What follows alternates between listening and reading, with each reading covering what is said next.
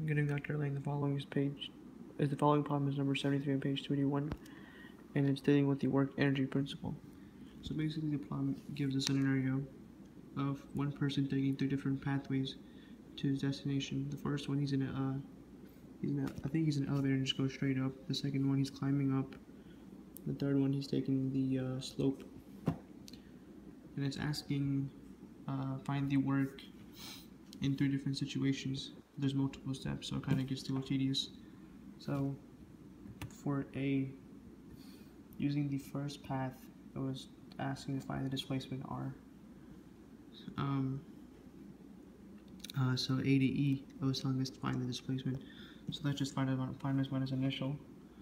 E being final, A being initial. And you get 0, 13, 0, and I actually forgot meters. So, meters it is.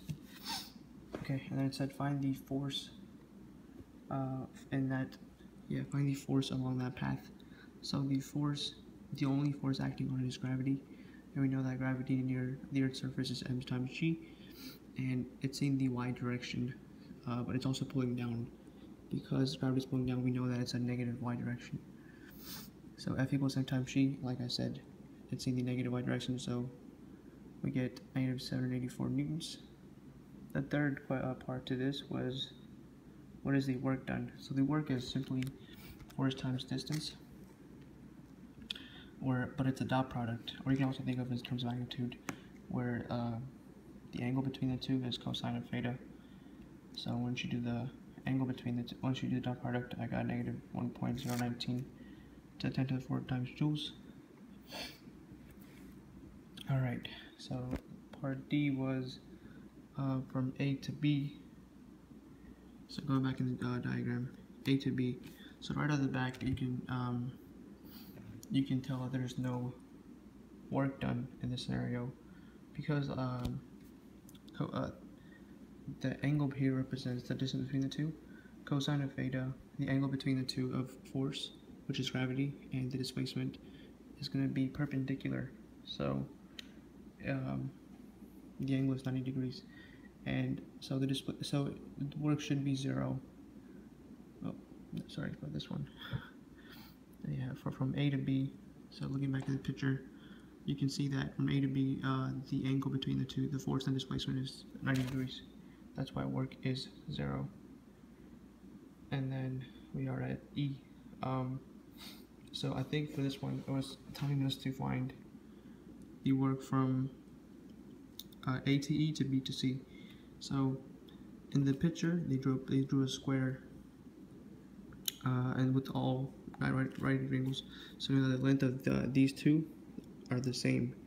So we already found the work done from A to E. So they should be the same. I mean, they are the same. And I did check here.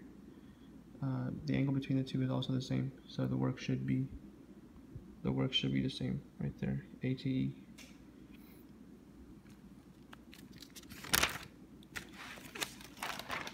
It's for this problem, it's important to notice that the only force acting on it is gravity. So gravity is a conservation force.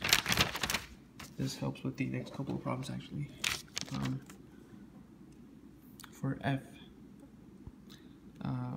it's asking us to find from A to B.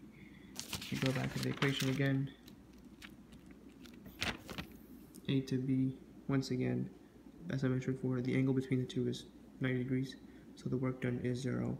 So if we know that A to B is 0, we can say that E to C is also 0, the work done by that too, because the angle is perpendicular, the angle is 90 degrees, and cosine 90 degrees is 0. No matter how much force you apply to or the distance, the work done on it is 0. So I think that was what G was asking. And lastly, it was asking for the total work of the entire system. So because gravity is a conservation force, the total force is conserved. That's why no matter what path you take, it's gonna remain the same. So thank you.